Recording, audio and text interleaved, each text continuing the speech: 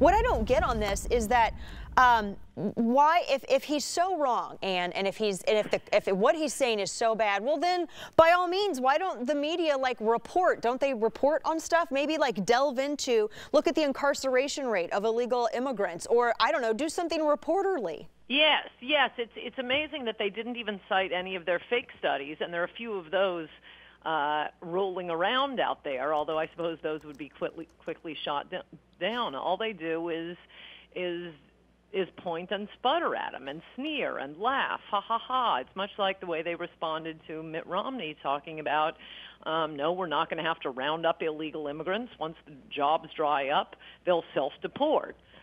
Right. The only reaction was, oh, he said self-deport. He said self-deport. You know, at one point in my book, I describe how our language is being policed better than our border.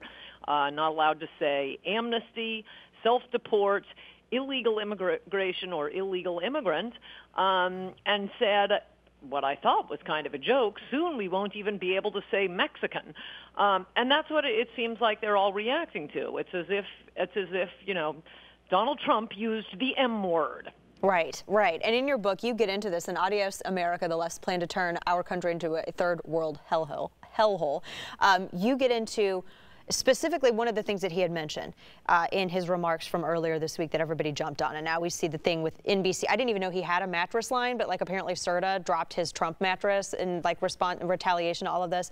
But he was saying, look, the people who are coming over, who are breaking the law to come in the country, you know, some of these people are not the best that could be coming over.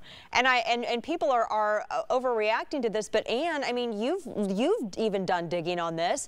Where is he wrong on this? I mean, the first act of coming into the country is breaking the law. And I had to really distill a few crucial points for my column. A huge portion of the book is about immigrant child rape, gang rape, incest rape. The Democrats changed the nature of the immigrants who are coming into the country starting around 1970 with Teddy Kennedy's 1965 Immigration Act.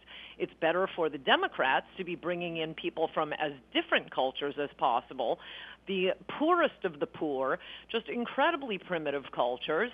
And as a consequence, well, they're voting post-1970 immigrants are voting 8-2 for the Democrats, so that's great for them.